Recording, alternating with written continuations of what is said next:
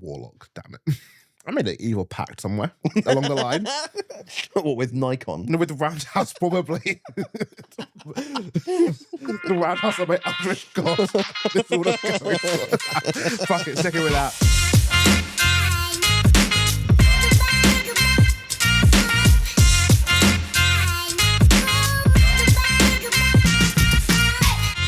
Hello and welcome to the Process Podcast. That is my intro. That's always the intro. I could do a bit, but the bit is me not doing a bit now. That's become the bit. That's the bit we're sticking with. And I like saying bit a lot. I also like repeating myself a lot. It's what I do, but I don't repeat guests. I just bring increasingly good ones each time. As a kind of segue, as I segue into our guest, the one and only Sven. Sven, how are you doing? I'm really good, man. How are you? I am not doing too bad. I am not doing too bad. I am enjoying having weekdays free again. Yeah, no, I'm jealous. I have to work during the week. Day job. Not fun. Well, I like my day job, but it would be nice to be able to do video and poetry stuff all the time. I mean, there's definitely a part, it's like I've put in my dues. I did 11 years back to back of working in the same job, doing my Mondays to Fridays. So I think a part of me is like, I'm owed this time. Same company? Yes. 11 years at the same company. It's baffling to me. This is my job straight out of uni. I went straight out of uni into this job and just stayed there whilst doing all the other bullshit I do on top of that. That's mad.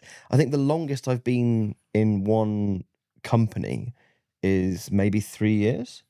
I think the longest I've been in one house is 1.5 years. I've been here since I was 5 years old. That's mad to me. And I've got it on essentially a lifetime contract. Fortunate.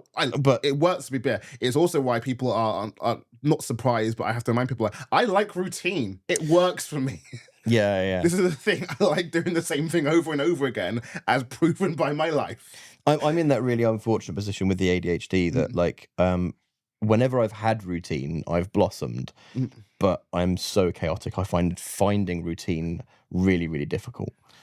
Well, it's that thing of the fact that I have been able to keep up with running multiple poetry nights and committing to that every single month, but my D&D stuff is in flux, etc., and all that kind of stuff. I think D&D is just cursed. You can have the most organised people in the world, and D&D will sometimes just be like, it's been 3 months, we've not had a session. Are we still going? Last Tuesday of the month, always booked out. The D&D day, but someone's asked me for a drink, and we do D&D all the time, so I can skip this one or whatever, or it's this work drinks thing, and I can't really avoid a work drink, but I'll avoid a work drink thing for a poetry thing. But for D&D thing, that one is your priority scales of this one cannot be moved. This one, I'd try not to double book it, but if something else comes up, I will. Depends on what the other thing is, and it's that whole kind of scale, I think, for me. Do you end up in a Rochambeau situation of where this priority will always beat this priority, but this priority will always beat this priority, but this one will always beat that one? Sometimes a little bit of that, yeah, and things, especially with things of it's a paid poetry gig, so paid poetry gigs pretty much beat everything, except for I always run Process, therefore you can't give me a paid poetry gig on the same night I run Process. Yeah. So Process trumps everything, but Process is a very fixed date, and it's a whole mixing of things. But yes, as we do the podcast, the way I like to start these podcasts, though, is a challenge both to me and my guests, is how the hell did we first meet? I generally just assume something poetry related. It's definitely. But in terms of the specifics of it, and this is as I do this podcast, it reveals how much of a bad first impression I give to people, and how many times I've had in the past month and a bit now, I've had 2 people say, "Oh yeah, actually, the first time we met was this time when I tried to talk to you and you didn't talk back to me." So actually, weirdly on that one, I won't name them, but I met quite a big poet, a big deal poet, when I lived in Bristol, and they blanked me, and for years afterwards, I was going around saying they're really rude. I've never met someone so rude up themselves, rah rah rah, whatever. And then someone else was like, no, they are just really nervous. Yeah. I'm like, but they're a champion. They're they're the big deal. I can't say how accoladed they are because it will give it away. But they're a big deal poet, and they're like, yeah, they can be a big deal, but still not do social well. They're a genuinely lovely person. I've met them since, and they have been wonderful. But for a while, I was like, screw that guy. No, I feel that especially because I go to events where I am semi-working, semi-knocks and doing camera stuff and whatnot, especially when it's a new person. Part of me is like, I don't have time for this right now. Not in that I'm gonna not talk to you way, but just like my energy is good for people I'm comfortable with. I'm not comfortable with you yet. We'll get to that. So I had a couple of people when the first time I've met them I've not been a bitch. No, because you're not an arsehole, but like sometimes you have to police your energy and where it goes a little bit. I mean, I have arsehole tendencies at the very least. You're a poet. True. First time we met, I am struggling to think. Because I don't think you ever came down to wise words. No. It might have been something you came up to in Bristol if it was sort of like 10-ish years ago. Because I don't think I've actually performed in Bristol much. Like, I know I did Lyra. Not last. Was it last? No. I didn't do Lyra. I did Lyra the year before last. I think I did Lyra the year before that. Because I won the slam and then I came back to do a performance and then that was it. But I think that was when did I do Lyra? I don't know how time works. It's a myth. But I've done Lyra there. I have been working with Burning Eye. It might be through Burning Eye because I remember being really salty about Burning Eye and looking at everyone who was on Burning Eye early in my career. Yeah. So it might be something Burning Eye related. But actually, I think my suspicion is that your and my names are ones that have sort of floated around each other and actually probably only met properly a couple of years ago. Well, yeah, that thing as well of like, so many people I think I know of via and through Facebook, etc., that I forget that we actually only met in like. I only met you in person 2 years ago, but you've been a Facebook friend for a while ago because there was that phase when every poet across the UK was adding everyone else on Facebook because you all knew each other and didn't know each other. Yeah, but I've got mixed feelings about that now because I definitely did that. Like I was being like, oh, Buddy Wakefield ad, like Neil Hilborn, I like those, all the famous people. I'm friends with them. Yeah. I definitely did that. And I think it was definitely good to have that kind of wider network. But nowadays, when I see someone add me that I don't know, even though they've got a ton of mutuals, I'm like... Because it's also the social media etiquette of like, following me on Instagram is one thing. Sure. Please do. But Facebook feels like no, that's a personal thing. Even though I don't even use Facebook personally properly anymore, Facebook is still that, no, but I don't know you. I'm the same. To be fair, I've transitioned all of my social media now to being somewhat professional. Yeah. Instagram is professional only. Facebook, I mean, my mum's on Facebook and my family's on Facebook, but it's so rare that I post. Well, yeah, like my Facebook thing at the moment is just, it's for years. I pretty much just go onto Facebook to tag that I'm watching a film. Yeah. Because it's now become a tradition that when I'm watching a film, I tag it on Facebook. That's just like all my posts are that. Yep. Yeah, I've seen those posts. Yeah. I know that. So that's all I'm using Facebook for, really. But it's like, well, I'm using it for that. But all at the same time, if you're adding me, like, no, but you can't know that. Even though I'm posting it on Instagram as well. So if you follow me there, you'll know that. But I always feel like, by reading this post, I am enabling Tyrone's film addiction. It's not a film addiction. It is using money wisely because Odeon has limitless cards. Therefore, it's just £20 a month to watch as many films that I want to. Is that it? Yeah, which is why it's actually not that bad a deal. It's not that bad a deal. I might wind my neck in on that one. But yes, that's this is the thing. I asked this question on this podcast as if we're going to get a radically different answer and go, actually, that time we met was that time you say no. It's poetry. I met people at poetry. Yeah, people in this primarily poetry podcast I met doing poetry. Don't know why I added it as a segment, but I did. But you got some content out of that. There you go. You got some parasocial relationships out of that. I think like you might get some more interesting answers the more people that you work with that are sort of outside London. Well, like, so to be fair, like I've got, so me and Kayla, for example, I remember like when I first saw Kayla, one of the first times I saw Kayla, they were relatively new to the poetry scene here, and part of their introduction to the poetry scene was talking about lots of traumatic poetry, and like doing traumatic poetry, and I remember, for better or worse, remembering one of their first performances, which definitely was like, this feels a little bit uncomfortable to watch, and therefore it stuck with me a little bit. But also in that there's a good person and good poet in here, but this is too soon for you, kind of thing. Or you've this poem at least, there's too soon. Raw, you're airing it before it's healed. Kind of things. Like there are a lot of puppy people in that kind of realm where it's like, oh no, I do remember things. Rebecca Cooney remembers me judging them. Not in like an actual proper I'm a poetry judge thing. No, it was me sitting in the front row of a Farrago Slam, and it was very specifically and just looking really judgy. So it was very specifically right after one of the terrorist attack things in France on Muslim people. Keep it light. And and me with having no knowledge of Rebecca. Sees Rebecca, white woman, going up on stage to do a poem about a Muslim shaving their beard to fit in.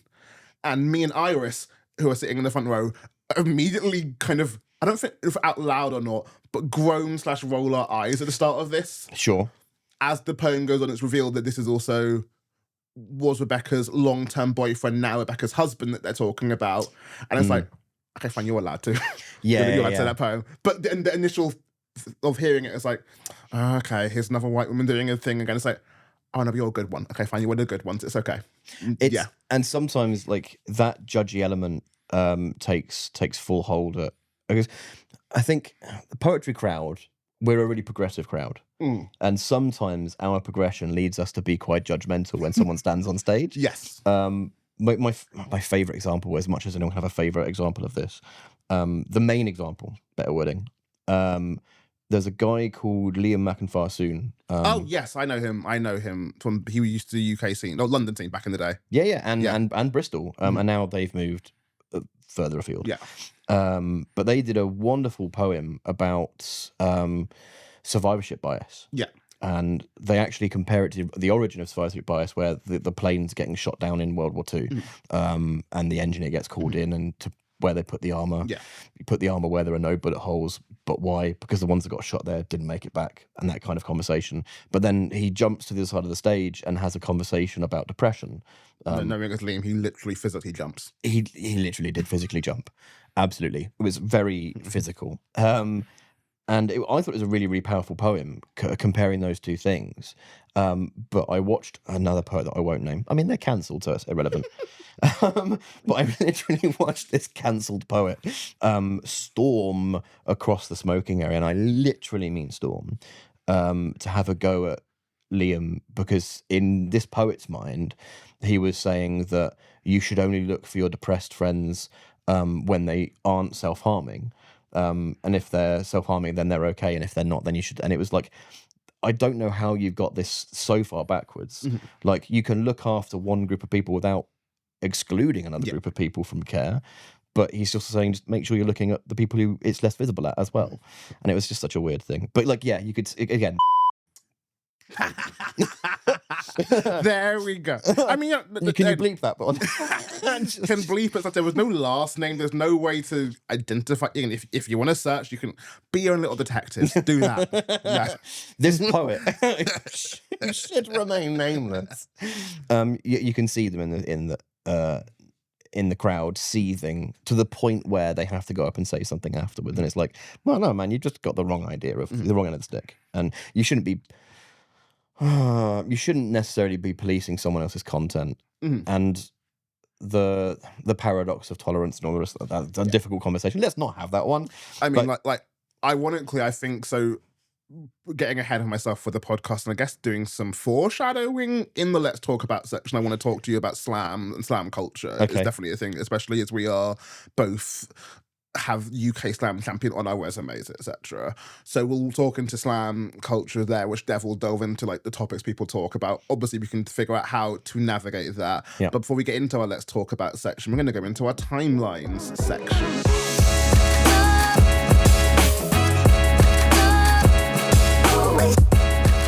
Timeline section is the whole past, present, and future. So starting off with past, whether you're going to focus just on poetry or just creative stuff in general, how did you get into this? Like, is there an actual origin story thing for you, or was it just that thing where kind of always been writing and then eventually became this? I've talked about this and joked about this in the past. Like, when I finished my master's, my dissertation was like a 10,000 word excerpt. That's pronounced that word incorrectly. Yeah.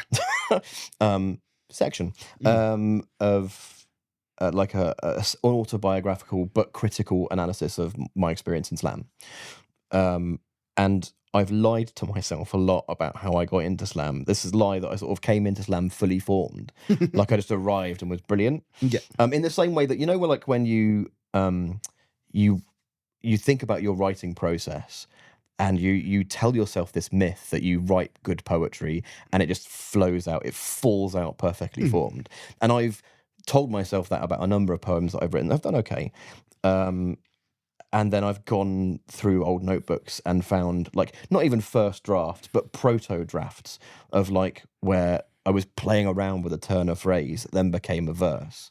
And it's like, it's years and years older than the poem. So I kind of did that with my career at some point as well. Like, I must have just flopped out fully formed.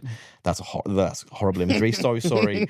I just turned up fully formed. And it's so not true. So I've really looking at it in a really honest way. I've always written poetry and I've always kind of been fairly creative. I doodled a lot as a kid. I tried to do art and was just bad at it. Well, I wasn't bad at it. I didn't put the work in. Yeah. And poetry was one of those first outlets where I was kind of good from the off. So I didn't have to put a lot of work in. I had to put some work in. Let's not mince words.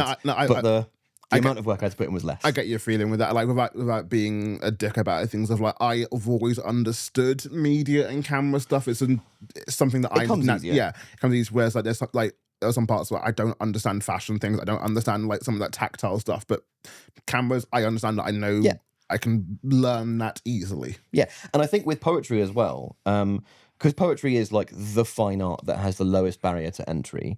You can, within some reason, start from scratch and be okay. Yeah. Like, there are exceptions. We've all seen poets that were like, but you can start and be okay. It's not like when, and I don't mean to get that wrong. Like, it's not like guitar, where you pick up a guitar and there's a year solid of you being terrible, or like violin, where people actively escape you when you're starting out. And like, I think, especially for sharing it with people, by the almost nature of sharing it with people, I think people also as well, that little bit forgiving with poetry, and that you're sharing a thing, therefore I appreciate it. Whereas like, bad music is bad music, bad singing is bad singing, 100%. Bad acting, etc. But exactly. And what's bad poetry is bad poetry. There's something like, especially because you are creating it yourself, there's a little bit, I mean, not that you're not creating music and but like there's less. There's definitely more forgiveness when I speak. It's musical, so. But no, yes, 100% that. And so I've always been sort of fairly creative, and poetry I kind of was okay at, written as a kid, and then I was always a metalhead growing up, and then something happened in sixth form when I discovered hip hop, and I fell in love with it really quickly. To the point when I made it to uni, I became the president of the Hip Hop Society, which was a radical change. I still look like this, and so I wanted to try. I was middle class and very Caucasian. Like, there was no chance I was going to do hip hop, but I wanted to try. Macklemore does it. Actually, Macklemore gets a lot of hate. I like the anti-Semitism I can hate on, but actually his Grammy Award-winning Macklemore, best ally in the world. I mean, I kind of actually do legitimately like white privilege. I think that's actually really good that he's talking about that, and I think he does it really well, but that's not the point. Making a joke, and the joke doesn't work if I'm actually being serious. I actually don't know enough about Macklemore to go deep, so... I mean, just because now in my own head now, like, he's got white privilege and white privilege too, which are both really good white person interrogating, why are we doing this? Safe. And there's a thing of like, this is like genuinely, I'm glad that you were asking these questions, etc.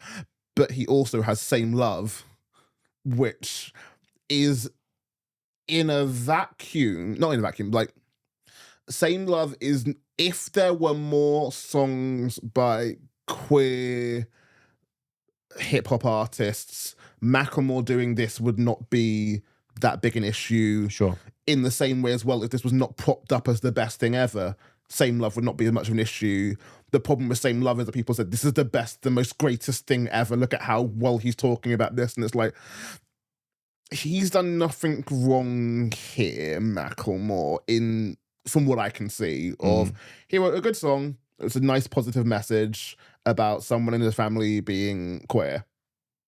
But it's been raised as, look at how great this ally is and look at how much he's loving. It's like, okay, let's Sure, but that's not necessarily Macklemore's fault. And that's the thing. I think this is what happened to Macklemore a lot, especially stuff like Thrift Shop as well, etc. Things of like, Thrift Shop was a banger.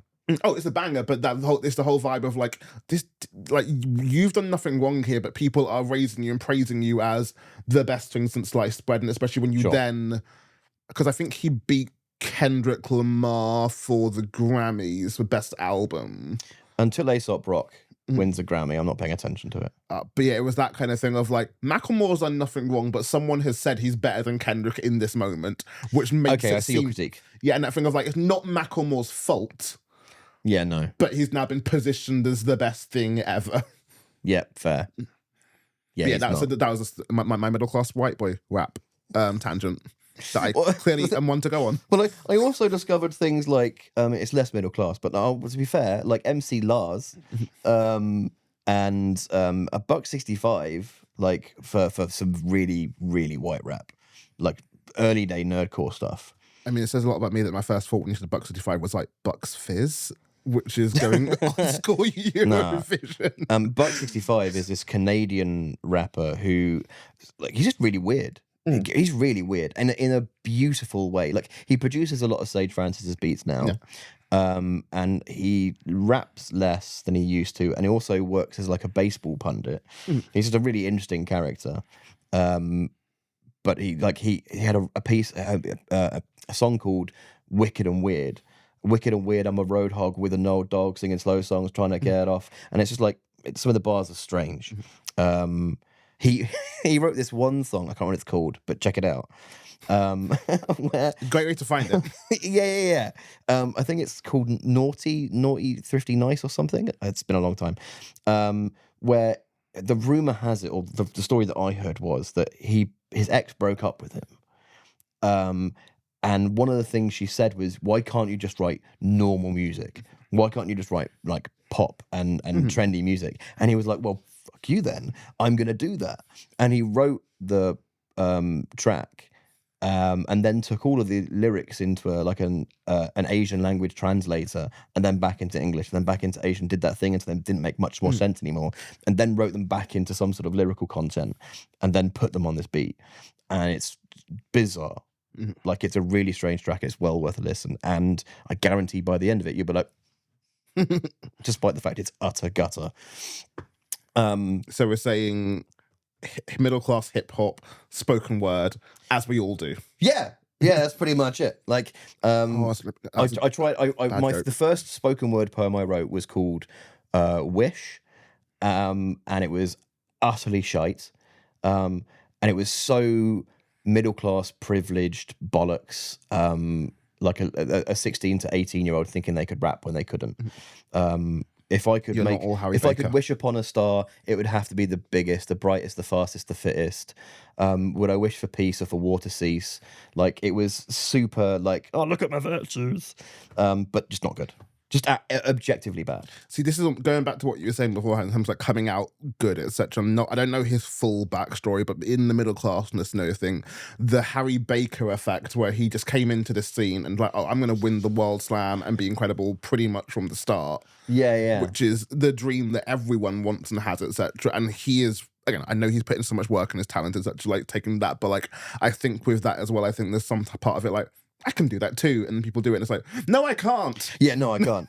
And that was like, I remember when I actually got into spoken word proper. I started going to a night in Southampton run by Matt West, Archimedes Screw. It was back then, and then I moved to Bristol. So like, I had all that development before I even got to Bristol. And then I got into the Bristol scene and I was pretty fully formed and started winning slams straight away. But up until then, I was losing slams every slam that I entered. And it was absolutely, I was dog shit. I was absolutely dog shit. But yeah, and the point is, like, no one in Bristol saw that development era. Yeah. Like that gestation, that's a horrible word. That embryonic stage, no one saw. Like, I would look back at my poetry life, and I remember that I've been doing it for now 20 plus years now. But some open mic stuff, That's double me. Like my open mic stuff, I started properly when I came back from uni. Because before then, I was doing like workshops and not commissions, but like things with Jacob Sam Rose, etc., and doing a couple of things like that. So like I was built up a lot of my poetry stuff then. So when I came into now sharing it properly with the audience and the almost, I don't say regular man, but when I came into sharing it in the more traditional scene as we know of today, I'd already had a few years of work in it, etc., that I was able to come out on this like I'm already good at this kind of thing. This is already a thing I'm good at, whereas everyone else is starting this scene afresh kind of thing. And it's like, yeah, no, I'm fine. I've already got established connections and shit. I know people. See, and that's one of my big resentments. That's not a big resentment. That's way too strong a language. One of my mediocre resentments is that like I came into spoken word. I started writing spoken word, properly doing spoken word 10-ish years ago. 2013, so 12 now. So how old? I must have been like 25. Oh, fuck, I'm old. And 25 starting spoken word already means that I've missed the cusp for things like Roundhouse. And there's a really good northern poet called Kathy Ray, who speaks about, and they think they came into poetry when they were, I don't want to put words in their mouth or age they came into poetry later. Much later in life. Yeah. And they were thinking there are no opportunities when you come into it at that stage. And actually, like as soon as you hit 25, your opportunities start falling away. Yeah. And you are, as you just said, like you're playing catch up with people that have been doing it for longer. If you look at a lot of the people that come out of Roundhouse specifically, they've all had that amazing opportunity and leg up. I'm not talking smack about Roundhouse, all the people that come through it, but they've had an amazing opportunity there, and a lot of the people that come through Roundhouse cash in on that not advantage, but opportunity. Yeah, no, it's almost obviously some of it as well as like people again, whether it's connections or just getting I mean, it's like I had a really good advantage opportunity as well. My first proper poetry thing. Oh, this is the story that how I got into Poetry Slam. So I always written poetry, and I was working at a pub in Bromley, and my boss came back from taking like a month away. I was the assistant manager. And so I turned around to him and like, cool, can I take some time off? I want to try and write a poetry book because I'd just gotten back into the wave of liking poetry again. And he basically said no. There were other things in this story that I won't go into, but he basically said no. And I was like, oh, well, fuck it, I quit. And I put a big rant on Facebook about how I'd lost my job, rah, rah, rah. And Dan Simpson, who I knew from uni, because he was in the Creative Writing Society alongside me, got in touch and was like, I'm running a slam in Canterbury. The winner gets to go through to this Wise Words project and teach poetry in youth groups and schools and stuff and have a mentor. And I was like, fuck, okay, cool, I'll come down and do that. And I didn't win the slam, but I kind of did better than the guy that won in a weird way, and was more available. So I ended up going through to the project. And I had a really amazing opportunity there in that my first forays into spoken word properly were being mentored by Dan Simpson, Michael James Parker, and Joelle Taylor. And Joelle Taylor was a big deal back then. But this is still 10 years before she won a T.S. Eliot and I forget the other prize,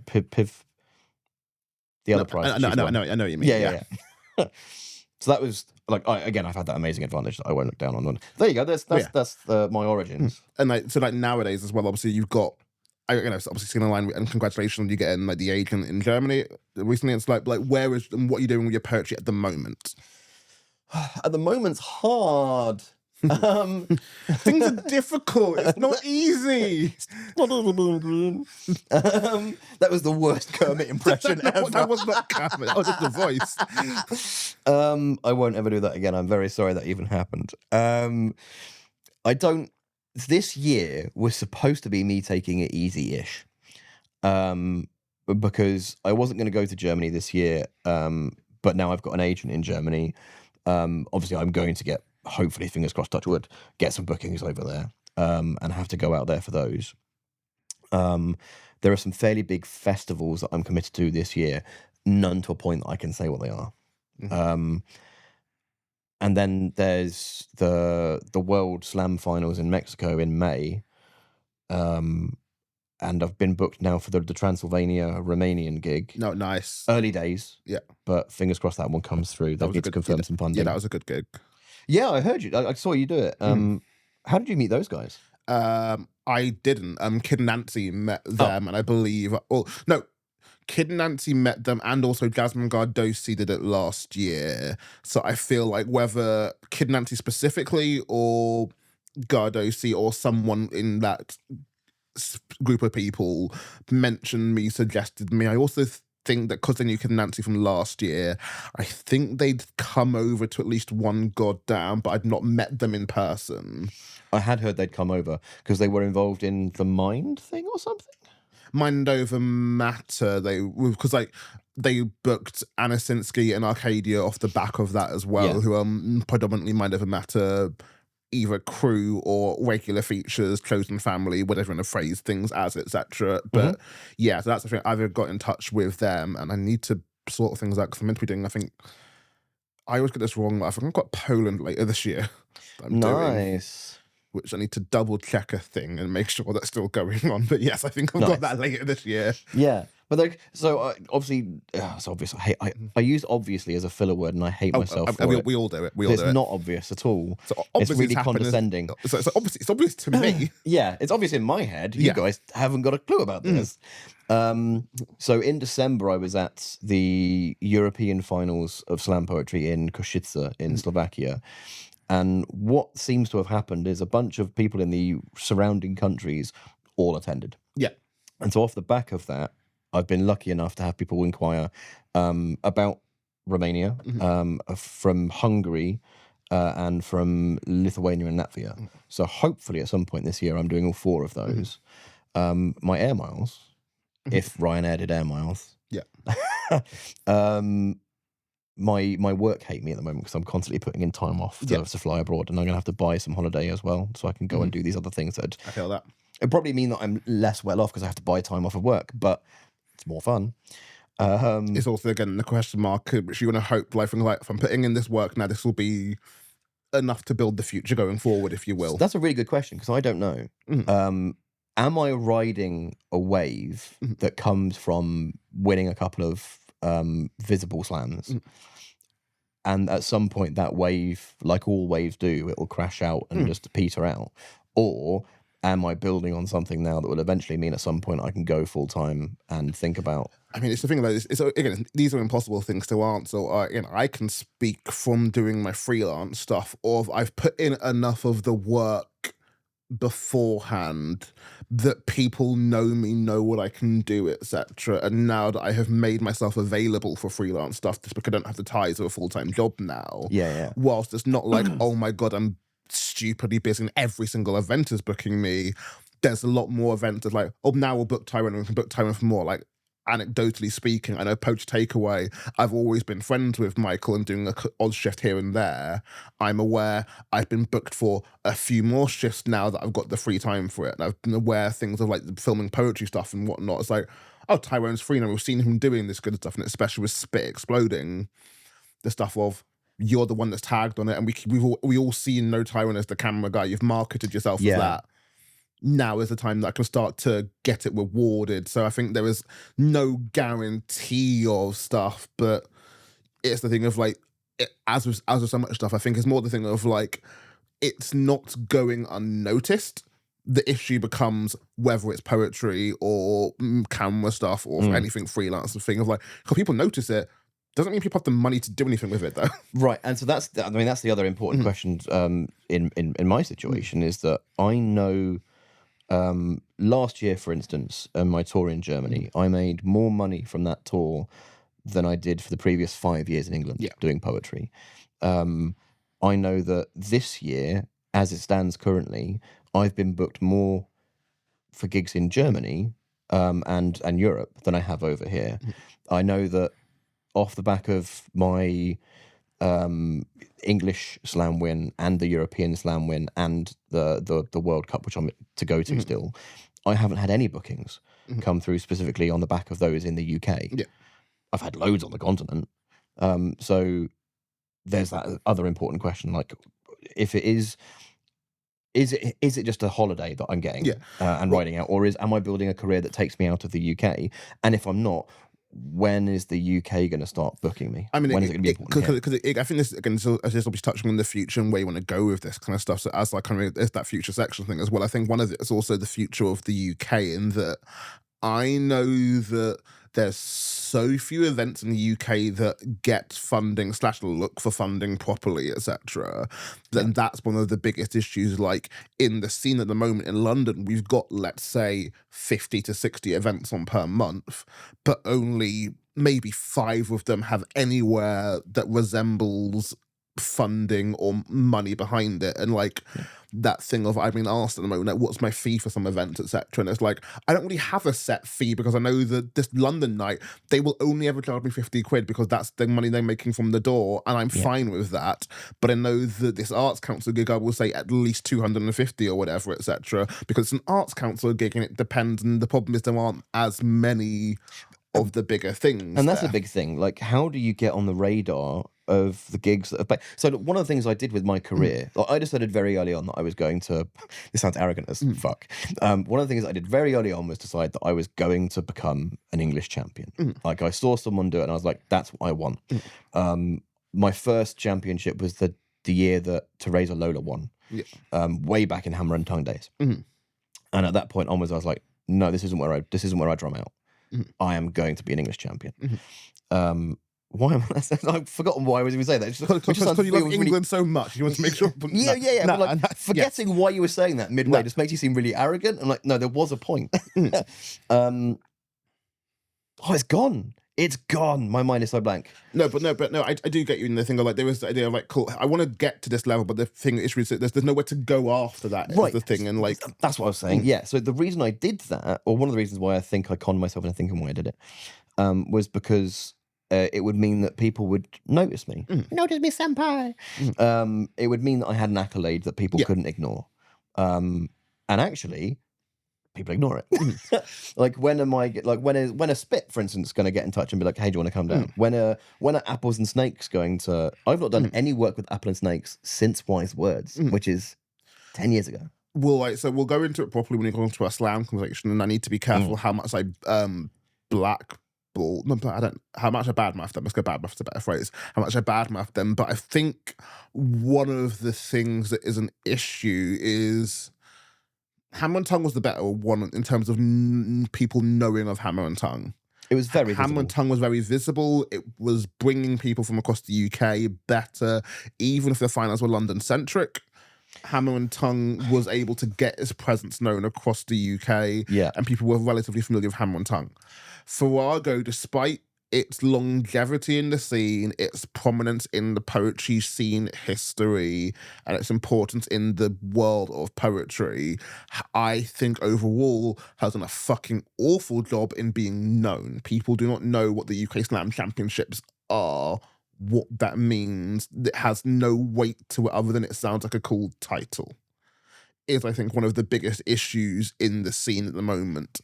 It's not a thing that you go to a lot of these poetry nights and you can ask them who the current UK Slam champion is, and even with it's Kofi who is making more effort, let's face it, even though it's Kofi who is relatively known on the London scene, they know him just as Kofi, not as the UK Slam champion. No one was paying attention to him winning it. Valid. So I think that is one of the issues with that, which then does not help get the other things moving forward. There's then also a question of the cliqueness of some of these scenes as well in general, which is a different thing. Some of it's cliqueness and some of it is just, I only know these many people, and like with Process, we will book poets that even me or Kayla have seen perform live. We'd like to, if we're going to book you, we'd want to have seen you live first, at least one of us, ideally both of us, so we can both vouch for you. Yeah, but also both of you get about. Yeah, but like, then one's the issue as well of like when you get to poets outside of London, especially, we're now limiting who we can book there, and part of it's but you get about. Like, you do all the work you do with, say, for instance, Unislam means that you are seeing a lot of talent that isn't London centric. Oh yeah, and we are lucky with that, and Kayla has their connections back from when they were in Leeds. They started doing poetry in Leeds because they were in uni there. So like, we've not that we're just London based, and Kayla has put in the effort to do some gigs outside of London as well. But like, it is that thing of, if we've not seen you perform, we've not seen you perform. Is always going to be an issue there, and No, that's valid. I think one of the things that we don't teach poets enough to do is self-advocacy. Yeah. Like the idea of, why don't you message a night and be like, hey, here's my press kit, for instance. Well, again, when you're saying this, well, I exposure myself on my own podcast. I get a few of those emails. I get, let's say, one email per month for them, and I do not reply to them. Ever. Really? No. Partly, and again, we've got a list of features we're booking. We're booking people that I already want to get, and it's and it goes back to the well, I'm going to book the person I've seen perform first. And to be fair, like I think with Slamden, there's going to be an element of that. But I mean, Slamden's a different beast because of, well, it's a metal slam, it's a sober slam. Yeah. Ideally, I would like people who come to have some kind of affiliation to at least one of those two concepts. And if they don't, again, I will have seen them live, or they'll have been not a friend. As long as they're good. Yeah, kind of thing. I don't want to be like that guy, the clicky one, who only books like the same handful of people. Yeah. But like, I might only know a handful of people. And that's, No, but like, well, I guess again, like, let's move from our timeline section into our slam section now as we go to our Let's Talk About.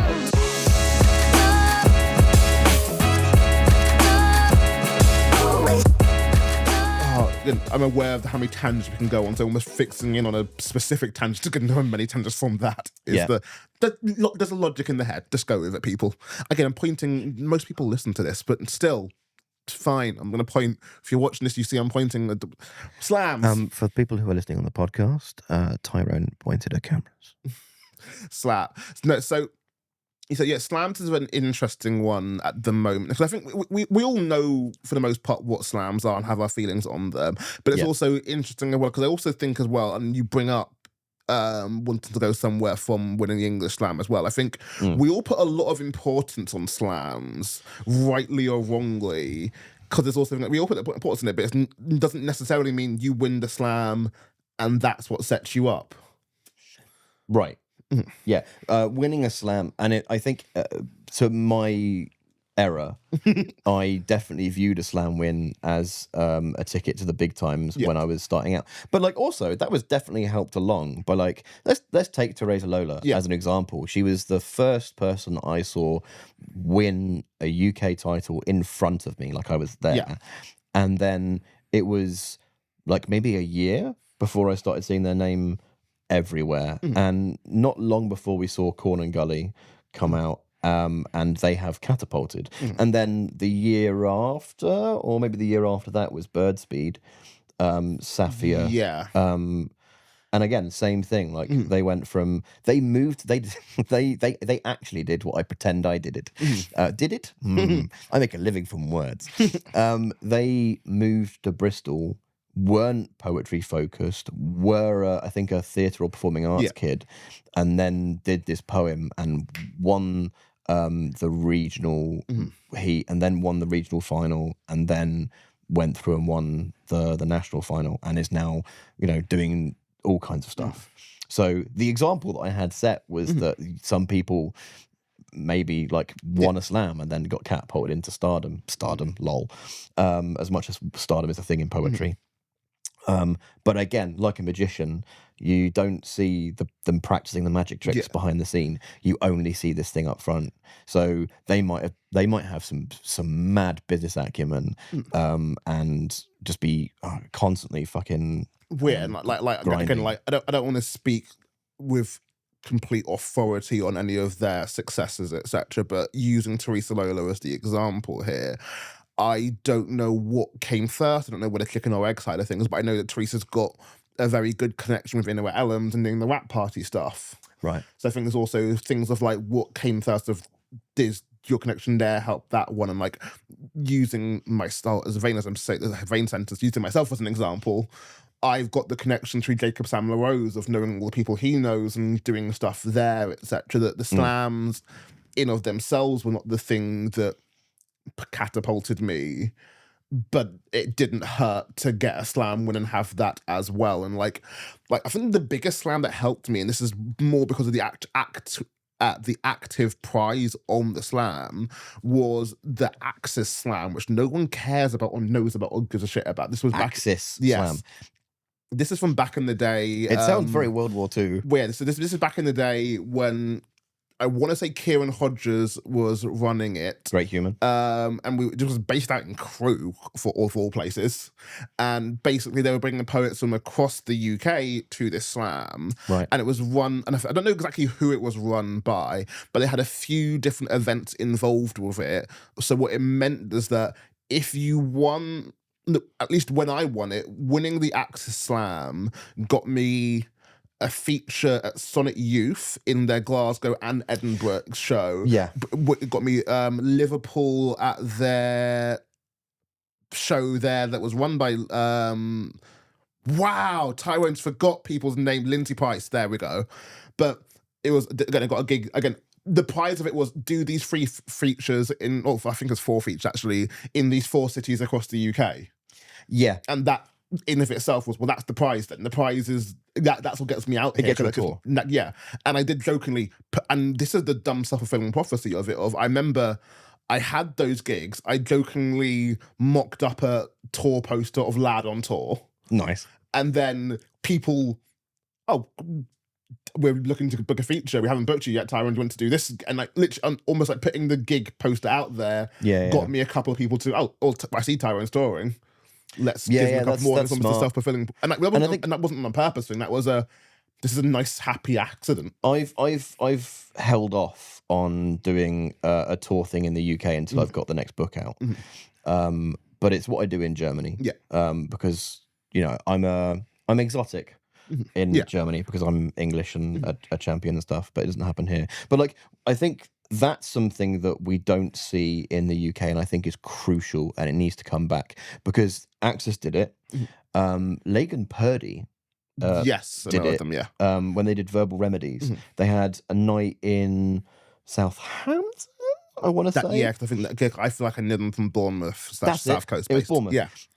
Bournemouth and Cambridge and Leeds and Bristol, I think, as well. So if you got in with Lagan, you ended up doing a tour. And it was as far as a tour is concerned, it was people bundling into the back of his Volkswagen Beetle and driving up and down the country. But that was a thing, and it got you out there. It got you into different cities. And weirdly, Buddy Wakefield, one of the ways that he made a name for himself was he bunned under the back of a tour bus with Anis McJarney, Andrea Gibson, and that whole cohort, and they just drove around. I mean, America's a big place, so there's lots of opportunity to perform, and they did all the college gigs and all that kind of stuff, and that's how they blew up. And I think there's something to be said for getting out there. Jake Nathan's one that's done it. Like Jake Nathan, I don't think in the same way. Like it's not like he's managed to do a tour across the country. That sounds like I'm judging him. I'm not. I got where you're coming from. He's not like a countrywide tour. Like he has actively not kept himself to the one city he is living in, based in. That's what I mean. He's gone to other places, and that has then helped him get out of just the one city he is based in. I know from back in the day, and this is definitely a thing that the pandemic has changed, is Edinburgh Fringe was the golden thing for this, because Edinburgh Fringe was all the poets are coming together here. So you're socializing and mixing with them here, that then when they're looking to book some of these people, whilst they're not going to, and like, because this is the thing as well, especially with the getting out of their thing of like, ultimately it always comes down to money and funding, and like Process is going to very rarely book poets from outside of London just because we don't have the money on a consistent enough basis to bring poets into London. We don't have the places, whether it's travel accommodation. Like, I can't book a poet from Edinburgh. That will cost me too much money just for train travel, let alone somewhere to sleep. And yes, I know I can offer sofa, but sofa always feels like that does not feel professional to do all the time. And if it's a friend, I can probably do it, but it always that. But like, so obviously I tour in Germany a fair amount, and Germany's amazing to tour in because there's a lot of money, there's a lot of audience, there's a lot of professionalism, as you'd expect from a race of people as organised as the Germans. They take it to a whole new level. But even there's been a couple of times on tour where they've been like, I can't really afford a hotel. Like, is my sofa enough? I'll be like, yeah. Oh no, it's this thing like I've slept on people's sofas. It's fine. I know I've done it, but it's always at the very least always the thing of like the stigma in your head. It's like I don't want to do that and offer that to Mr. Established Poet person, whatever. And not that you can't do it. And again, like things as well of like and also there's not the flip side of it, but things as well of like I know that when I booked Jasmine Gardosi to do some London-based gigs, I used to think to like, I know you've got not a lot of friends in London, but I can book you knowing that you're just going to crash at a friend's place kind of thing. I mean, admittedly, I know Jasmine has a different connection there, but just as an example of something of like, part of your accommodation is that I know you've got friends here. You're fine kind of thing. Yeah. And I think there are two things off the back of that. Dick and balls privilege. That's a horrible way of phrasing it. I'm so sorry. It's why it's quite like, no, I say where you're going. I know where you're going with this. Yeah. Again, I make a living from words. But like, as someone who was assigned male at birth, like, I know that I can turn up to someone's house who I don't know and probably be safe. Things have got to go very awry for me to feel like I'm in harm's way. And that is not the same for someone who's assigned female at birth or, you know, actually transitioning. It might be in a group of people that is at risk. That's a horrible way of phrasing it. So I've got a massive, massive privilege there that means I can sleep on a sofa and not worry about myself. And I forgot what the other point I was going to make was.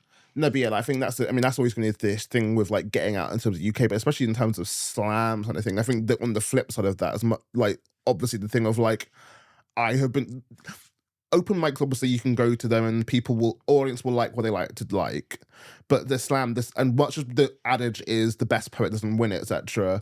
There was still the inbuilt thing of like, this person was deemed to be the best poet on the night, therefore this poet is good, therefore must look to do something with this poet. That will always still be just an inbuilt human nature thing. And especially when slams are hitting, I was about to say hitting properly, as I think, especially when slams are working at their best, a lot of the thing that makes slams work better when they're appealing to more than just the poetry crowd, which open mics... Oh, 100%. Because open mics... You're talking to other poets. I know not always, just exclusively, but generally speaking, stereotyping this, open mics are performed to other poets, slams you're performing to people more than just poets, especially when it hits and works right. Obviously, we know from running slams, you still got to get the advertising right. It doesn't guarantee, like, isn't going to guarantee people in the room, but that hits, in theory, it hits right, and then in theory, that as well. That's part of what helps the growth, etc. Because you're more than just appealing to the poets, you're appealing to go on the street, etc. more so. Yeah. Someone might have walked in because there's the competitive element makes it more fun. Yeah. And apparently, with that as well, also, like, just by its nature, the want and quest for slams also, they often will give you a prize, even if the prize is just the good pat on the back kind of thing. Oh, okay, fine. There was still but because open. You're getting prizes over here? No, because I mean, I'm doing a prize tonight for Slamden. And no, not Slamden. I don't do Slamden. You do Slamden. I'm doing one night slam. One night slam. I'm actively, because I'm only doing the one feature. I've got the money that I'd normally have for another feature. So like, well, script, winner of the slam can get this money. Yeah, especially because I've got the venue at a decent rate, etc. So I can afford to do this. Admit I need to make sure my numbers are relatively steady to justify it. I can take hits every now and then. Point is, slams tend to have a prize. Sometimes the prize is as simple as you've won, now you get to perform more next time. Yeah, which is an enticing prize for a lot of people. The way that Slamden works is you do a feature set, 10-minute set of the next one. Where it's open mics, the prize which is good. But yeah, open mics, the prize is cool. Yeah. The prize at an open mic is making everyone feel awkward because they didn't really want to hear your poem. They only came to do their poetry. And obviously, people, again, you'll have many a person that poem works and hits, and like, as with anything, there is no hard and fast rules. So you can get a feature set or whatever off the back of doing a poem at open mic, etc. Yeah. But slams, I think, especially with more slams leaning towards the multi-round thing as well, there's also that thing of like, I can show you more than one poem today. Do you know what? I think to get a gig from an open mic, you have to be more exceptional than you would have to be at a slam.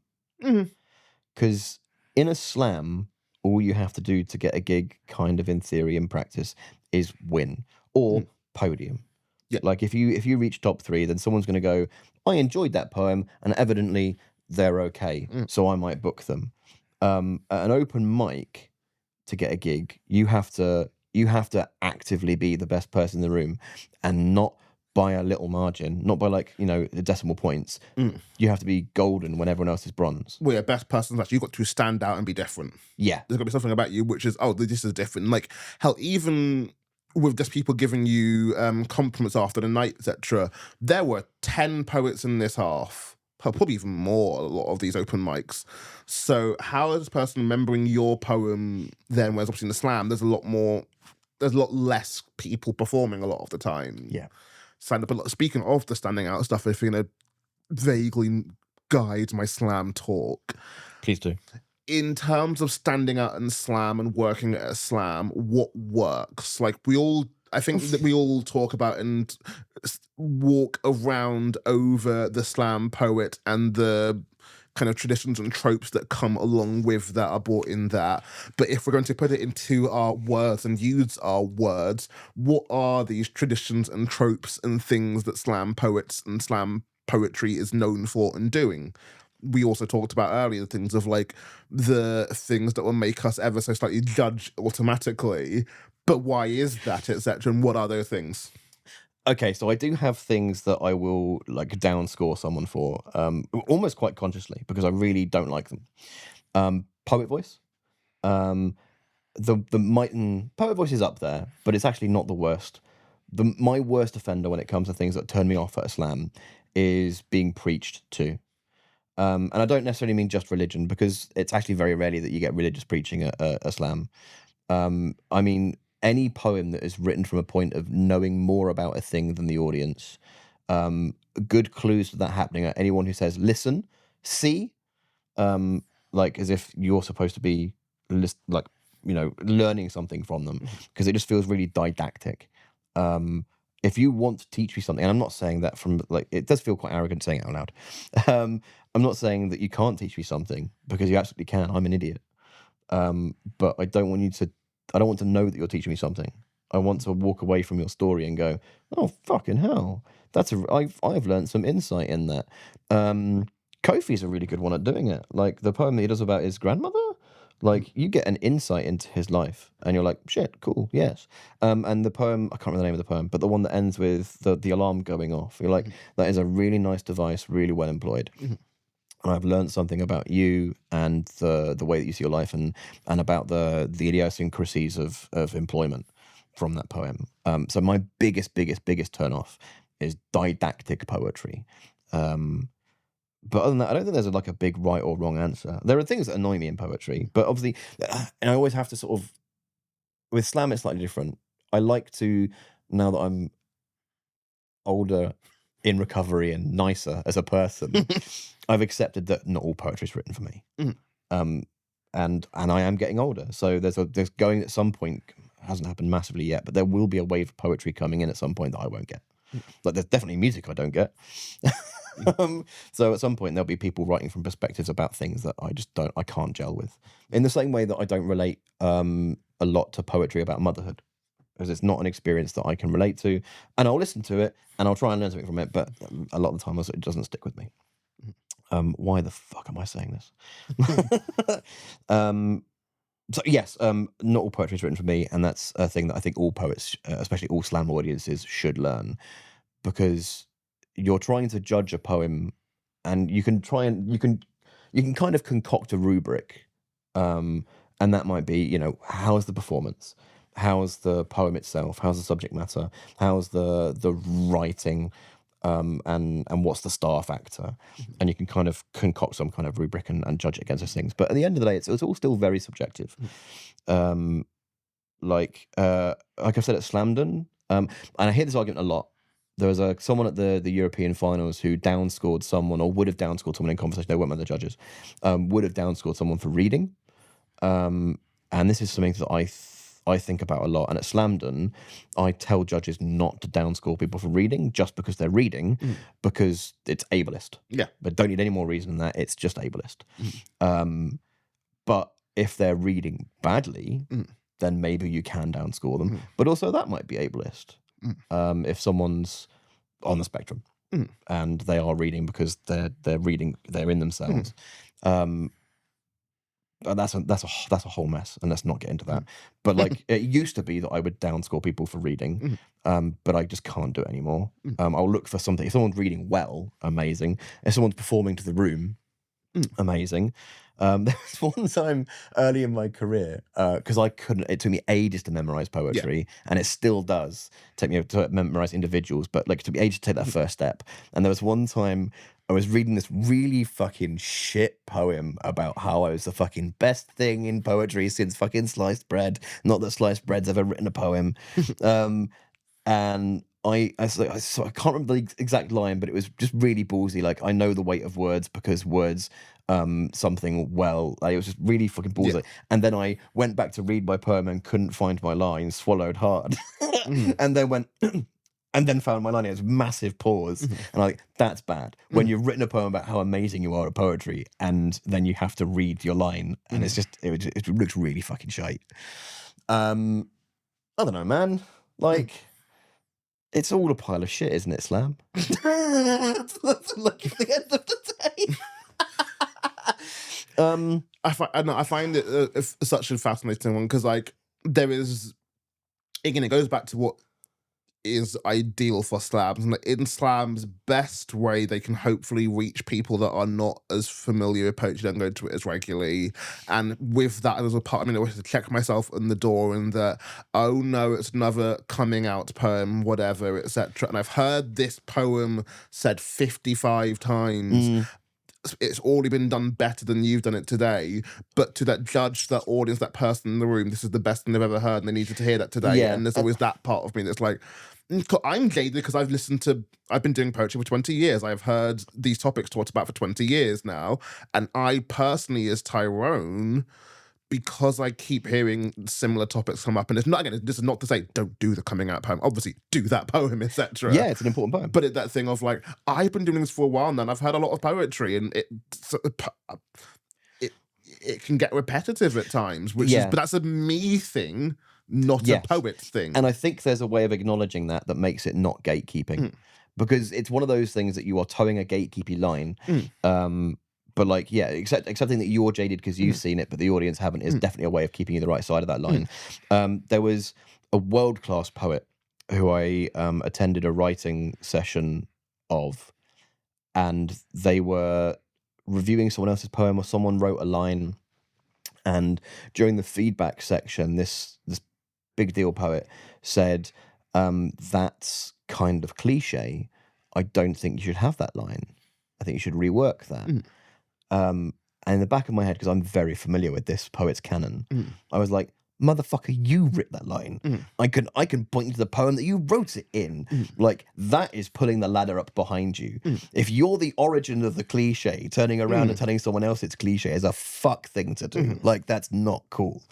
But yeah, no, cliche, like, the point is, I think, like, cliches can be tired, but also, like, I'm sure that I've got cliches in my poetry because when I wrote them, I wasn't aware it was a cliche. It's very gatekeepy to sort of police the cliche and police the like, this has been done before thing. I think the star factor is what you look for. Actually, if you're going back to that rubric, you can have a really sort of like sedentary performance, but there's something about the way that you do it. So Theresa Sperling, the current European Slam champion and the German language champion, is quite sedentary on stage. She will argue she's not. In her world, she's overly performative for a German audience, but she's not. It's different. But she's sedentary, but she works it for her. Liam McIntyre like, might be too jumpy for lots of people, but makes it work for him. I think the star quality for a lot of people is knowing who you are and writing to that strength. Well, like, my thing I've always said with poetry, I think always, clearly, because I've been, ever since I was 10 years old, I've been saying all the time, no, but my thing with poetry has always been, give me something that only you can write. Give me something that only you can do. And, like, that's always been the thing that works for me. And, like, some of that is, like, and it's the thing of, like, and I say that as much as, like, if you're going to do the coming out story or whatever story, give me your coming out story. Don't give me just general coming out. Give me something about you in it, because that'll be the new thing that I haven't heard before. Will some of it be cliche, obviously, but have that spark of you in it that makes it a little bit different. It's like, okay, cool, that's now where I'm here for it. And like some of it can, this is also as well to clarify as well, it's not to always say put your personal life story in every single poem. Some of it can be the way you talk. Some of it can be, I will do a film and TV reference in pretty much every single fucking poem. That's a Tyrone thing now. So it doesn't have list of every single poem about my life, no, but there'll be a Tyronism in every single poem. So that kind of thing is what I'm looking for now. Like, give me something that makes your poem. Give me and obviously with people new in their career, it's difficult. You're figuring out you're difficult. You're learning from other people, etc. But similar to art styles, etc. I think there's something of everyone has their own style, even if they don't think they have their own style. You have your own style. Yeah, like my first poems when I first came out were cut carbon copies of Buddy Wakefield poems. Like, and they're obviously not in my repertoire anymore because I hadn't found my voice yet. But it's a really, really difficult piece of advice to give someone who's new on the scene. Like, find who you are. That's so amorphous. Like, that's not helpful. It's nebulous. It's like, brilliant. Like, no, I was after, like, should I write acrostics? No, just write who you are. Yeah, it's hard advice. Again, it's such a weird one, but again, it's the thing of like, give me the thing that makes it a little bit unique to you, is to put yourself in also, it. Like, I'm not sure... I've got mixed feelings about this advice because it is good advice, but it's so after the European finals in Košice, one of the judges, so the judges were from Hungary, Czechia, and Slovak. Slovak, and two of the judges loved the last poem that I did. Obviously, I have no hatred for them. They're lovely people. Of course, they were right. But the one who hates it's a great poem. The one who did like it less. But burn, die. Of course, I'm going to pick up. No, they wrote a blog article about it afterwards, and sort of alluded to the fact that the poem that I didn't have enough of that element in. Like, it didn't get enough of the cultural zeitgeist around the poem, from the poem, or like enough uniqueness from the poem. And the poem was bloody lockpicks. Like, the start of the poem is learning how to lockpick with my dad. Who else has ever written a poem about lockpicking with their dad? The end of the poem is talking about bloody the Falklands War. Like, this people who have learnt to lockpick and were in the Falklands and then raised a son who was born in Germany. That's this Venn diagram's getting really slither thin. And it's like, no, it's not unique enough. I'm like, fuck off, is it not? Obviously, you can question like how much of you need to put in there, but yeah, no, I like give me something. It's like that's something there. Like, you put a per person. Like, for me personally, it's like cool. And like, obviously with that, it doesn't automatically make it the best poem, but it's something I will always appreciate and go, okay, there's something about this. Like, there's a few poems I've seen at the moment, especially ones that go viral, without.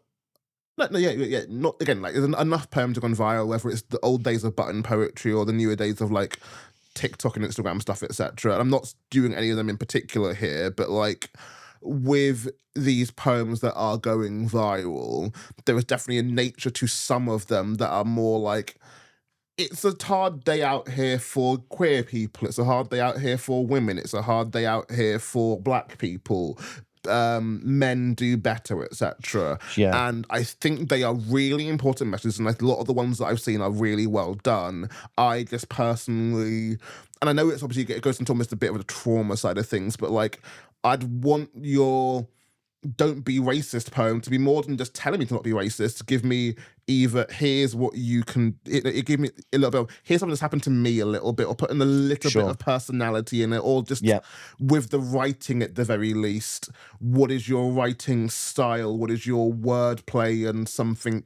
Because my biggest issue overall, and this is the thing that comes up in some of my slams, and this is where I'll mark you down, is in hearing this poem, if I think the next poet that comes up can do the exact same poem and nothing changes, that's an issue for me. Yeah, valid. But weirdly, I was just thinking, as you were saying that, there's something that you said that made me think about this, about virality. The most viral poems, it's not a great measure, the most viewed poems on YouTube, because I'm old and that's my media source, the most viewed poem of all time on YouTube is Neil Holborn. OCD Neil Holborn. Nope. No. Which is, like, I have no problems with that one because it's kind of a slam poem. And Neil's... I don't know if Neil is a slam poet, every really. Button poetry poem is literally a slam poem. Yeah, okay, yeah. American poetry definitely went through, even the not slam poetry was slam poetry. No, from what I can remember, like, literally Button poetry films at slams. for the majority of what they do. Not necessarily sure that's... I don't think they're not sure. Not how much. But yeah, I'm relatively sure that at least there was a phase where, not a phase, but like a lot of what they was filming was at slams.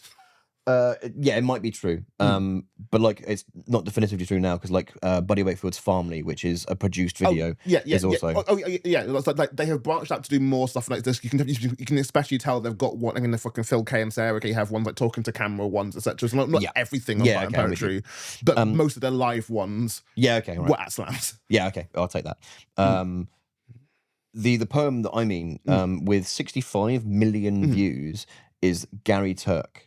The poem about the English guy who wrote a poem about getting off your phone and social media, and I don't like it.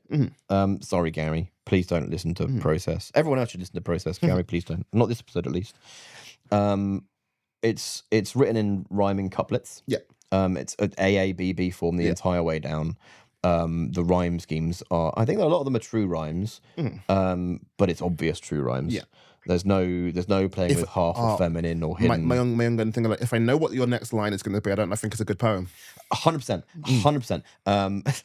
Really, this is so judgmental, but yes. There was an open mic night in Bristol that me and some friends used to go to at the Arts House, and we used to sit at the back, and if we could look at each other and say the line, then we didn't like the poem, generally speaking. But yeah, know that. And that poem is very, very guilty of that. Also, it's really didactic because the entire point of the poem is put your phone down, talk to people face to face, piss off. Like social media makes life easier in a lot of ways. Don't get me wrong. Like you know, in the world of adolescence, it's clearly not a sinless technology. Yeah.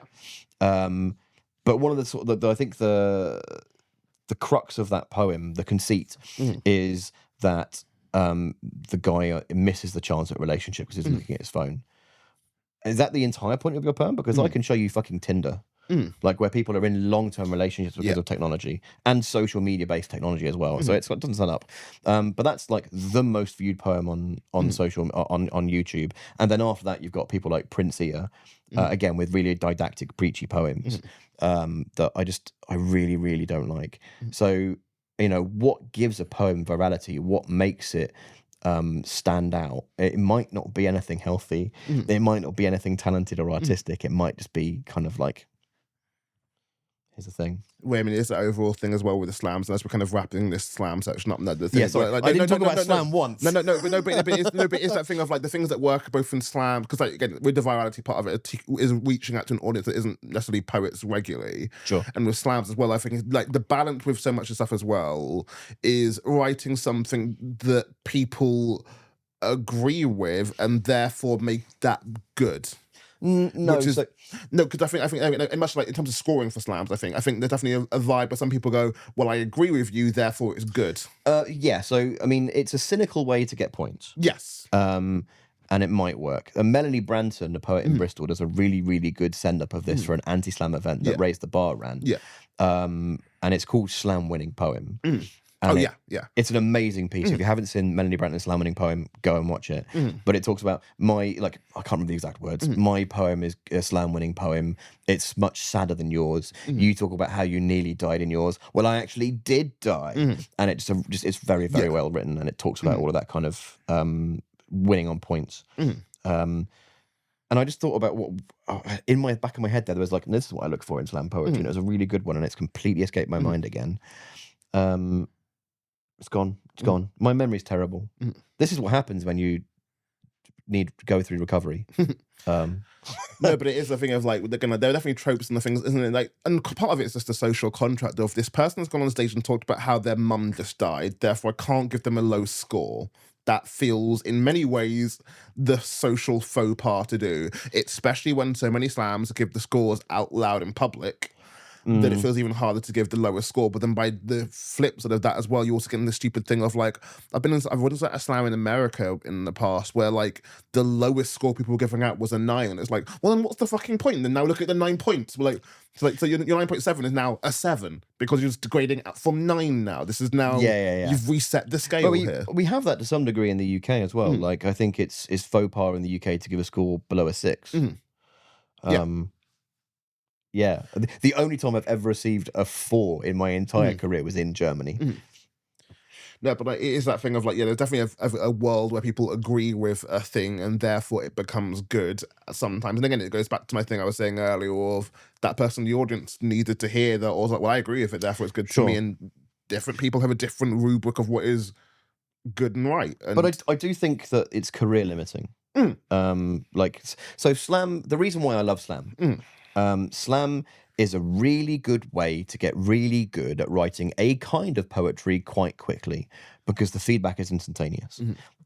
You'll either keep writing as you are and not win any slams, and that's you. And that's not necessarily tried and true and tested, because there are loads of people out there that have never won a slam that definitely deserve gigs. Not arguing with that. But you do learn what works inside a closed-ish system quite quickly. And it's also why international slams are amazing, because there are different closed systems, and the cross-pollination's rare, but it does happen. So you get to see cultural exchanges with other countries, go figure. Slam's really, really, that's the place of slam.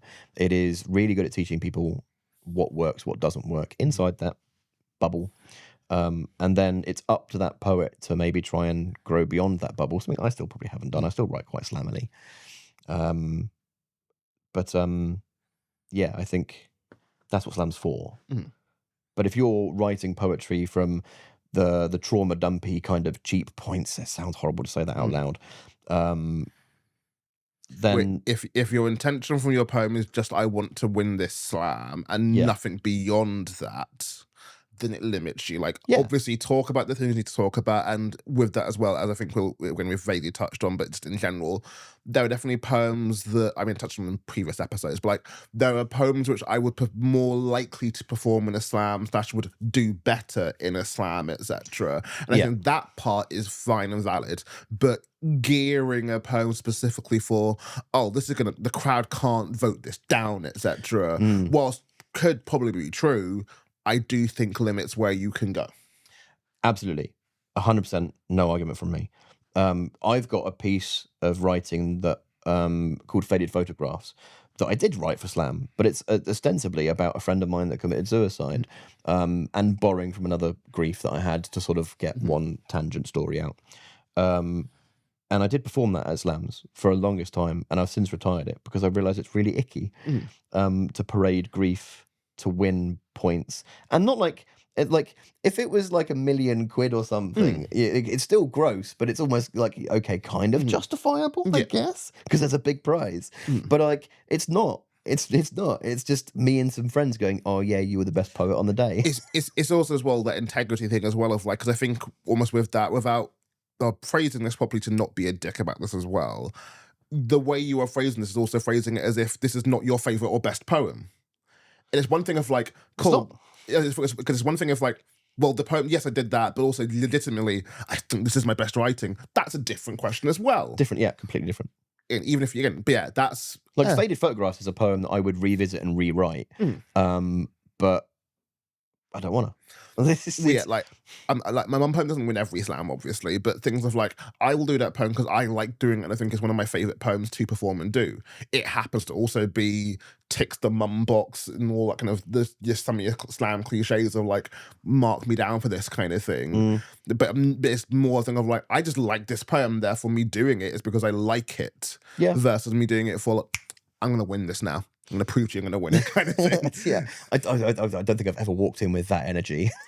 But I've definitely walked into rooms and gone, this poem might give me the best chance at winning, especially when you're doing things like international competitions. I think the only time I've ever had that vague little bit of energy was specifically at Nostock one year. Okay. We were with all the poets there knew the judges were friends of ours, etc. And I know that I can name it, it's fine. Like Katie Bonner was one of the judges, and I'd known them for a while, but they didn't know all of my poetry. And I know that one of the things that work for them are absent dad poems, and it's like, my dude, have I got the poems for you today? Kind of thing. And that was when, again, not even in a dickish way kind of thing. Again, like I said, it's a poem I'm already proud of anyway, but things like absent dad poems. Hello. But also, actually, if you think about it, like, if you were to compare that to magazine competitions, 100%. or art competitions, or any kind of competition where you're judged subjectively, you're always going to research the judges and create a piece of work or submit a piece of work that's going to play to the strengths and their likes. People know me well enough to know that we know the things I will pop at. We know the things that I will like. If you put a fucking wrestling reference in a poem, we know Tyro's going to be fucking here for it. Like, okay, you've won me over. Yeah. But yes, I need to stop doing slam talk because I've got a slam to prepare for soon. But before we prepare for that slam, this is me going into weird meta things of today. On the day I'm filming, I'm doing a slam. Best segue ever. But you listening to this aren't gonna be at the slam. There's no point in me saying this out loud now, but what we are gonna do, say out loud now, short, whatever, is some slow fire questions.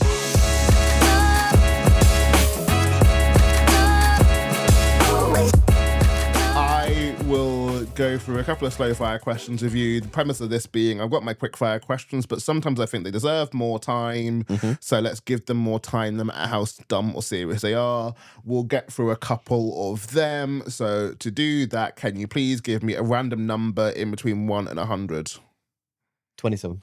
Then we're going to start off with, do you believe in love at first sight? No. No.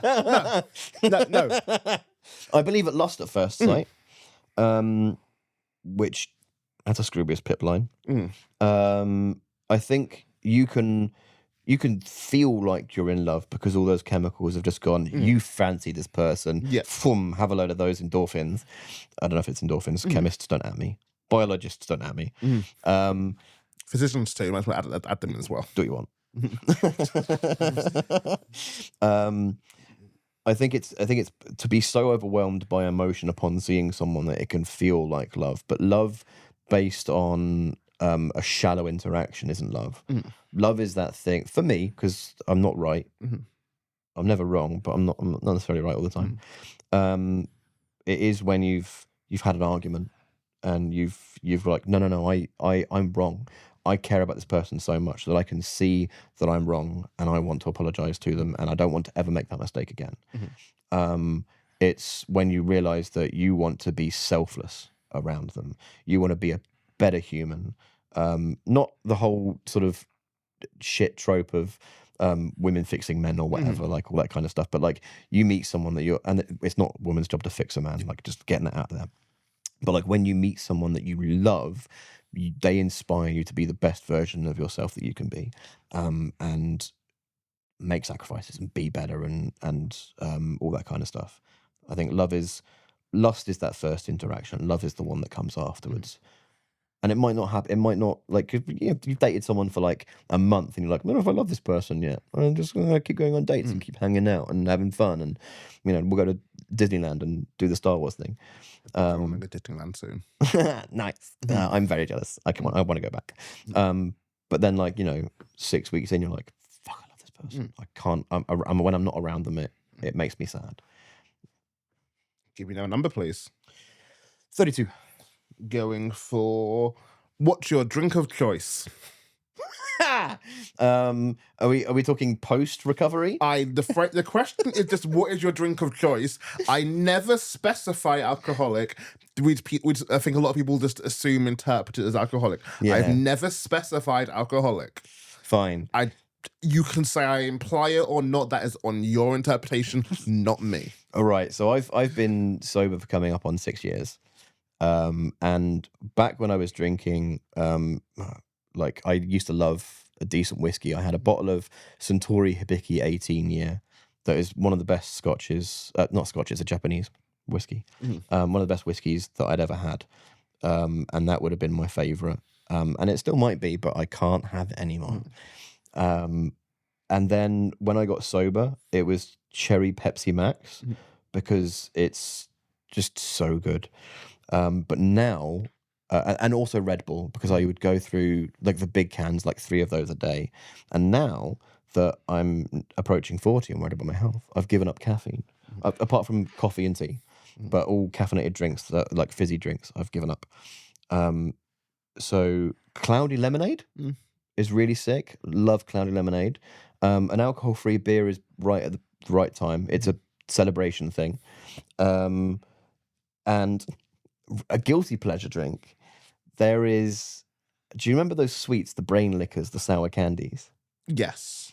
There is now a drink version of that, and it will implode your face.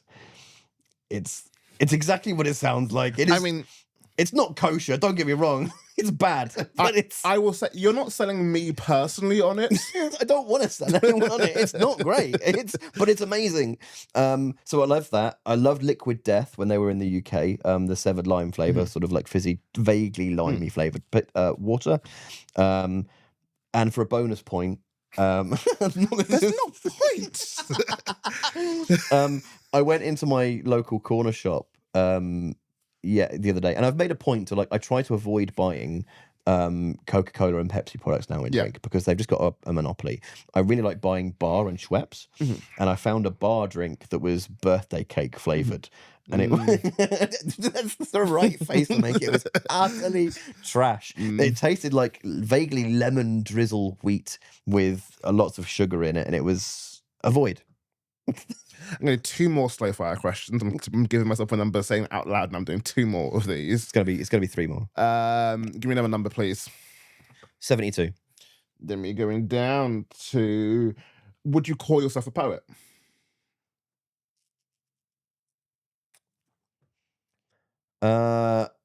I think it's kind of unavoidable at this point. Like, I have accolades. I've won stuff. That sounds arrogant. I don't mean like that. But to follow up on that, then, and this is where I guess the bigger question comes in as well, like, what level of poet, in as much as like professional, semi-professional, is that different or not? Given obviously you are getting paid for gigs, etc., but also we're not getting the gigs all the time and whatnot. So how would you see that? So I think it's important to know where you're at and just be cognizant of what level you're at, because it's not like I can approach Glastonbury and ask for a slot on the main stage. I'm not K Tempest, and I'm aware of that, and I'm not as good at writing as them yet. Like, it's gonna happen. I'm very fortunate that I'm not emerging anymore. I'm not. I don't think I'm an entry level or even a somewhat established. Because I have won some national and international competitions. But like above me, you've still got people like Jasmine Gardosi, and Joel Taylor and Kay Tempest and Disraeli and Buddy Wakefield. I don't know if I'd feel uncomfortable putting it into a strict sort of tierage system. I mean, saying that I'm a mid-table championship level poet, I think that's mid-level championship. Yeah, that's one of football fans out there. Okay, so going from S to F. So Premiership, Championship, League One, League Two, non-league. Maybe League One. S-A-B? Yeah, maybe B. Maybe C on some gigs. This is why I like my football knowledge, because I can get relegated every now and then. It's fine. I can get promoted too. It's fine. This is why I'm going for mid-level championship of like not quite in the top tier, but also enough people there know me and have heard of me. Vibe is what I'm just going for. So I got asked by a friend recently, what? So recently, this is a couple of years ago now. Recently, memory's great. Time is weird. Yeah. What level D&D character I would be? And I gave it thought, because they were asking do you think you could beat up this thing? That was the base of the question, and it was some sort of D&D tie. And I went, well, I think I'm probably a level 15 character. Because level 20 and level 19 characters are interplanar, interdimensional. Yeah. Level 18 to level 16 is probably like you are a world-renowned hero. Level 15 is kind of like you're known in maybe on a continent. And then level 10, you're known in your country. Level 5, you're known in your village. Like, that was the sort of greatest I used. And I've started to get gigs abroad. So I think level 15 as a D&D character is another way of looking at it. I think I'm a level 15 bard. I'm a warlock, damn it. I made an evil pact somewhere along the line. What, with Nikon? No, with the Roundhouse, probably. The Roundhouse of my eldritch god. This is what I'm going for. Fuck it, sticking with that. Last question. Give me another number. 3. No, 5. Star Wars or Star Trek? Stargate. Why not the Wars or Trek? There's nothing wrong with either of them. Mm-hmm. Star Wars is amazing. It's a fantastic series of films, and I really like. My favorite Star Wars film is Rogue One. Mm-hmm. I think Andor is a great series. I've watched that all the way through. Can't wait for the next one. Mm-hmm. I think for the space western opera thing was changed culture. For movies in general, Star Wars changed culture. Just full stop. Yeah, full stop. It's inescapable. Mm-hmm. It's an amazing series. But I was born in 1988. Sorry. That meant that I grew up at a time when there were different things on TV. Yeah. And for me to go back and watch things like Star Wars, it just felt like it wasn't for me. And Star Trek, like there's so much Star Trek out there, you're bound to find something that's out that is for you. And I enjoy Star Trek and I enjoy Star Wars. The original series, I've not watched a lot of the original series, I'll be honest about things. We watched TNG whenever it is on. We watched Voyager whenever it is on. Deep Space Nine, like they all do different things with the lore. Voyager's the journey home. Deep Space Nine is the militariness coming in. TNG is all about exploration, and it sets a real good bar of morality and justice that's important to be aware of. And Enterprise was bollocks. We don't talk about that, in my opinion. Don't at me. And then the newest one. Old new two new ones. We've got Discovery and New Worlds. So New Worlds I've not seen any of. I should check out. Discovery, I think, was a really, really important of the ethos behind TNG. That caught a lot of flack from right-wing people. Go fuck themselves. That's it for political views. That's all you're getting. So like they all do really, really important things, and I cannot argue with either series being great in their own unique ways. However, Stargate was the one that we sat down to watch every episode every Wednesday when it came out. And when it wasn't on because it was between seasons, we were always asking, when is the next season out? It was what my family sat down to watch. And I don't think it does anything sort of like massively crucial. It doesn't do anything. It didn't change an era of fiction, and it didn't instill a generation with morality and values, but it's just what my family watched. Along with Buffy. But Buffy doesn't have Star in it. No, that's why Buffy's not in the question. Of Buffy is my it's my thing. That is my thing. Love Buffy. Even with all of the Whedon bullshit, Buffy will still be my thing. It is, as anyone who's ever met me can see, oh no, Tyrone is a Whedon person. Like, I am so coded by all of the tropes of that style and everything. My family, like between Stargate and stuff, it was, we watched every episode of Buffy, watched every episode of Angel, we watched every episode of Firefly. Dollhouse, question mark. My parents enjoyed Dollhouse, I didn't. Fair. Well, on that note, we're going to end the podcast. No, here. you got another question, you? No, we're not. No, I've actually got time. I've actually got need to leave and do a slam. I'm aware of the time. Again, I can see Alexa there showing me the time. I know what time I said I want to get to the venue, and it's like, I also need to pack up the cameras to use these cameras to film the slam.